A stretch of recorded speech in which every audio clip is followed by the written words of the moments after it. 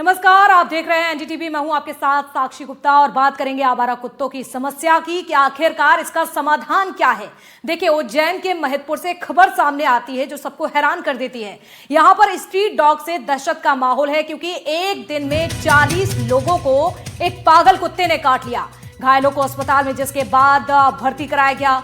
नगर पालिका जैसे ही उस कुत्ते को पकड़ने के लिए जाती है तो कुत्ते की जान चली जाती है, कुत्ता मर गया। लेकिन यहां पर अभी भी दहशत का माहौल है, अभी भी लोगों में एक डर है। जिस तरह से एक दिन में देखिए 40 लोगों को कुत्तों ने काटा है। कुत्ते के मरने से अब उसके बाद भी लोगों में डर का माहौल बना हुआ है।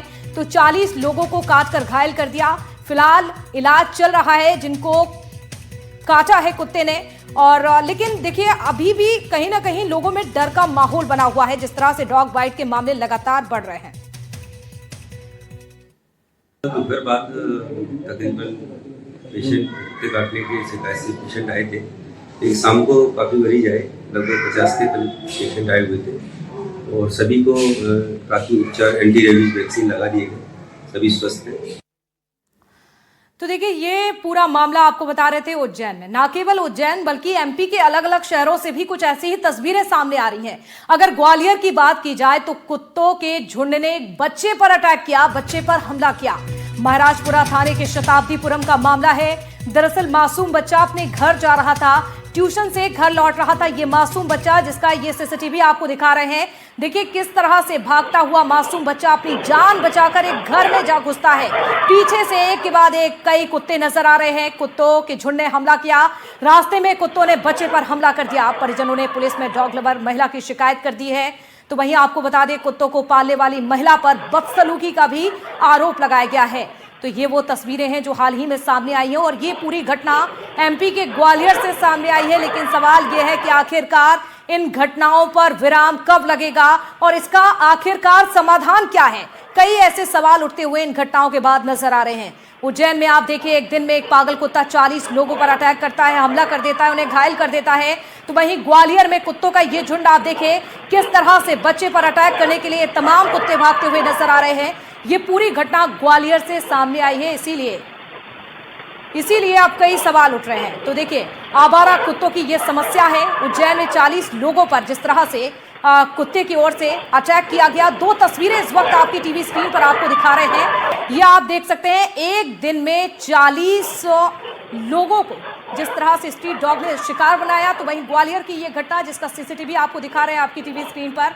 आप देखिए, मासूम बच्चा जो कि ट्यूशन से अपने घर लौट रहा था, लेकिन अचानक से उस बच्चे का कुत्ते जो है पीछा करना शुरू कर देते हैं और बच्चे पर अटैक करते हैं। हालांकि बच्चा सुरक्षित बताया जा रहा है, जिस तरह से बच्चे ने भागकर अपनी जान बचा ली। तो ये दो तस्वीरें आपको दिखा रहे हैं।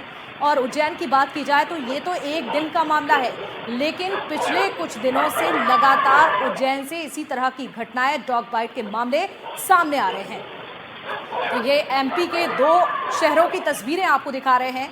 तो देश भर में लगातार इसी तरह की घटनाएं बढ़ रही हैं। लेकिन मध्य प्रदेश की बात की जाए तो हाल ही में जो घटना सामने आई है वो आपको दिखा रहे हैं। और ये जो वीडियो आप देख रहे हैं ये ग्वालियर से सामने आया है।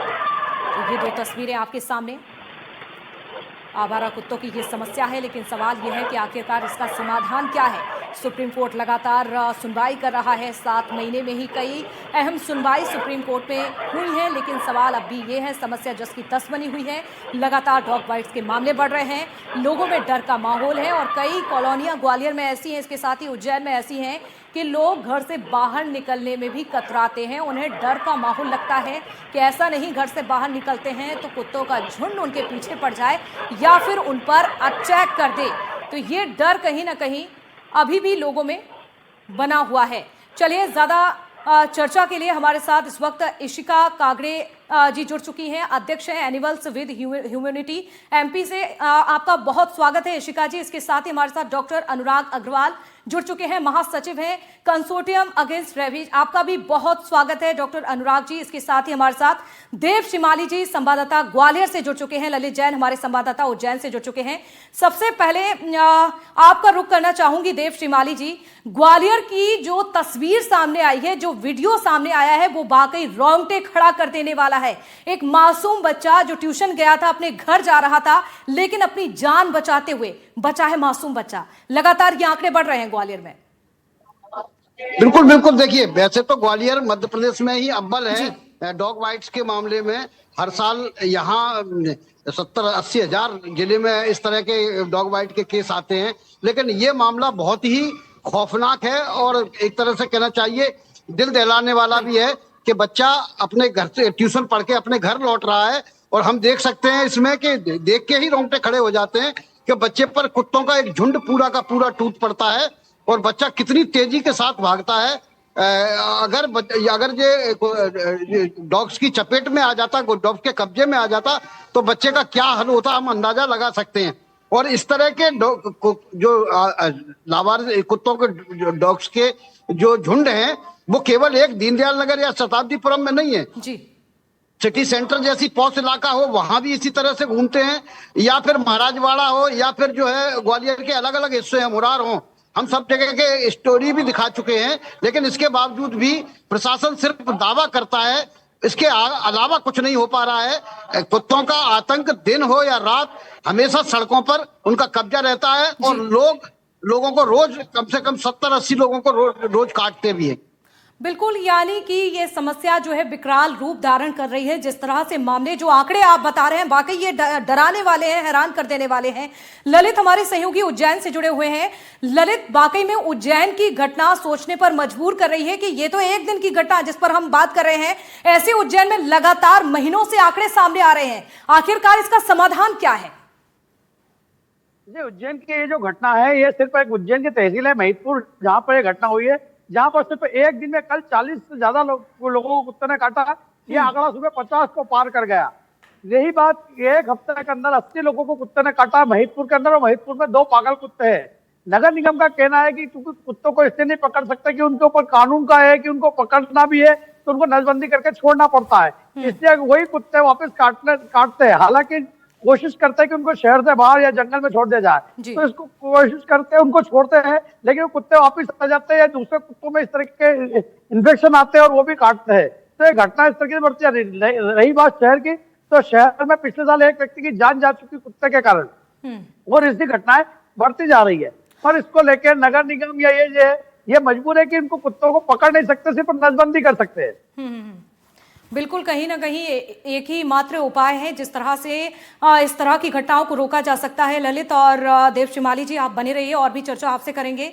इशिका जी, आपसे समझना चाहूंगी, देखिए उज्जैन की बात की जाए या फिर ग्वालियर की बात की जाए, ये तो जो घटनाएं सामने आई हैं ये हाल ही की हैं, लेकिन इसी तरह से घटनाओं में लगातार इजाफा हो रहा है और देश भर से इस तरह के मामले सामने आ रहे हैं। और जब भी इस तरह की घटनाएं सामने आती हैं, सिस्टम पर एक सवाल उठता है, और सवाल ये उठता है कि आखिरकार इन समस्याओं का समाधान क्या है? कैसे देखती हैं इशिका जी आप?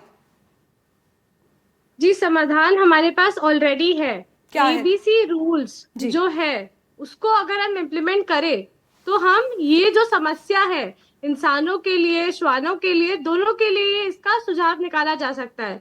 पर ये ABC रूल्स ही हम इम्प्लीमेंट नहीं करवा पा रहे हैं। आज जब सरकार इस चीज के लिए रेडी है कि वो कुत्तों को पकड़ के एक जगह डाल सकती है, एक जगह रखने के लिए रेडी है, तो मेरा यही सवाल है कि ये हम तब क्यों नहीं कर पाए जब हम उन्हीं श्वानों को पकड़ के उनकी नसबंदी करवा सकते हैं पॉपुलेशन कंट्रोल के लिए। अभी आपने और सर ने, बाकी जो भी पैनलिस्ट है, उन्होंने एक चीज कही कि उन्होंने एक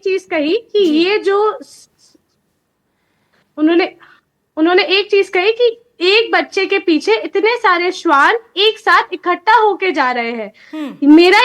मेरा ये सवाल है कि ये श्वानों को हमने इनकी पॉपुलेशन इतनी बढ़ने क्यों दी? पॉपुलेशन बढ़ेगी तो दिक्कतें आएगी। अगर हम शुरुआत से ही ABC रूल्स को इम्प्लीमेंट करें, इनका रेगुलर स्टरलाइजेशन, वैक्सीनेशन करवाए, तो इनकी पॉपुलेशन भी कंट्रोल में रहेगी और ऐसे मामले बिल्कुल कंट्रोल में रहेंगे।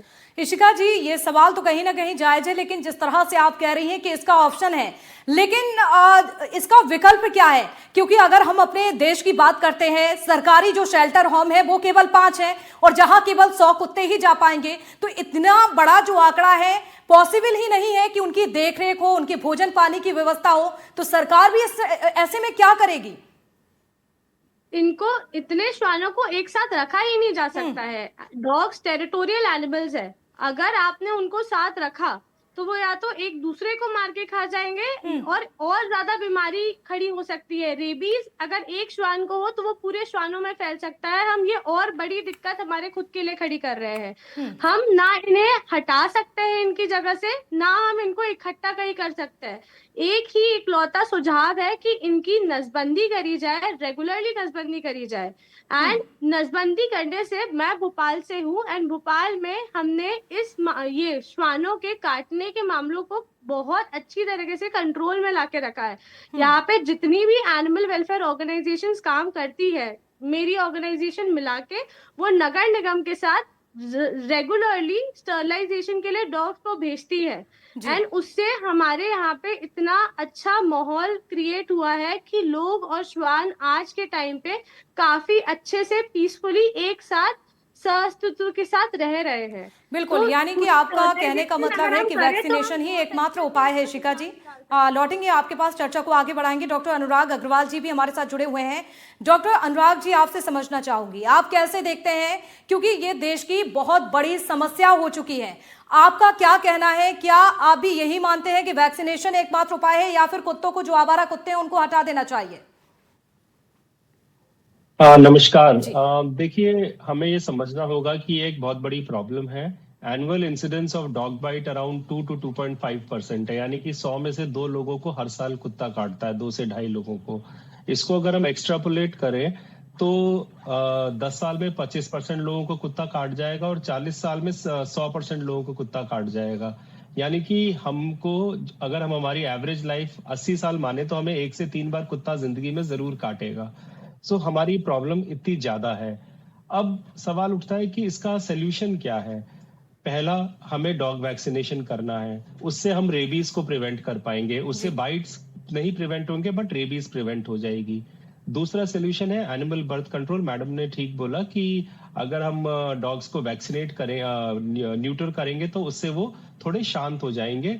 स्पेशली मेल डॉग्स शांत हो जाते हैं, और जो फीमेल डॉग्स हैं, अगर उनके बच्चे नहीं होंगे तो थोड़ी कम अग्रेसिव हो जाती हैं। That is right. उसके अलावा जो हमारे पास अभी जो ऑप्शन है वो ये है कि हम कुछ पब्लिक स्पेसेस को डॉग फ्री करने की कोशिश करें। सो हॉस्पिटल्स हैं, स्कूल्स हैं, कॉलेजेस हैं, इनको हम डॉग फ्री करें। फिर रेलवे स्टेशन, बस स्टैंड, जिनकी एंट्रीज हम चारों तरफ से बंद कर सकते हैं। उसके अलावा हम डॉग फीडिंग एरियाज क्रिएट करें जहां पर कि डॉग्स को खाना मिले और वो हर एरिया में ना रोम करें। अगर आपने एक पर्टिकुलर एरिया बना दिया है डॉग फीडिंग का, तो सारे कुत्ते वहां जाकर के खाना खाएंगे और वहीं उसके आस पड़ोस में मंडराते रहेंगे। और उसके अलावा हमारे पास बिल्कुल शॉर्ट स्पैन के अंदर तो कोई सोल्यूशन नहीं है। ओवर टाइम जब हम नसबंदी करेंगे, क्योंकि कुत्ते की उम्र होती है 12 से 14 साल, तो सडनली डॉग पॉपुलेशन में कंट्रोल नहीं होगा। हाँ, पॉपुलेशन बढ़ेगी नहीं, और विद टाइम ये धीरे धीरे कम होते जाएंगे। हमारी प्रॉब्लम है कि हम सड़क पे खाना फेंकते हैं, हम पार्ले जी का 5 रुपए का बिस्किट खिला के सोचते हैं हमने बहुत बड़ा पुण्य कर दिया, हमारा अगला जन्म और ये जन्म भी सुधर गया है।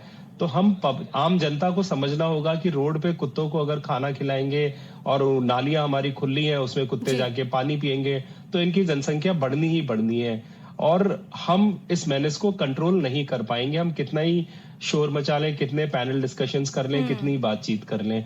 सो इन सारी चीजों को पब्लिक अवेयरनेस के साथ, ट्रीटमेंट के साथ, pre exposure prophylaxis, post exposure prophylaxis, vaccination, animal birth control, shelter, so it is a approach in which everything has to be done together, and this will finally lead to elimination of this dreaded problem. बिल्कुल, यानी कि इस समस्या को control करने के लिए जितना प्रशासन की जिम्मेदारी है, सरकार की जिम्मेदारी है, उतनी आम लोगों की भी है, और इस पर ध्यान देना भी बहुत जरूरी है।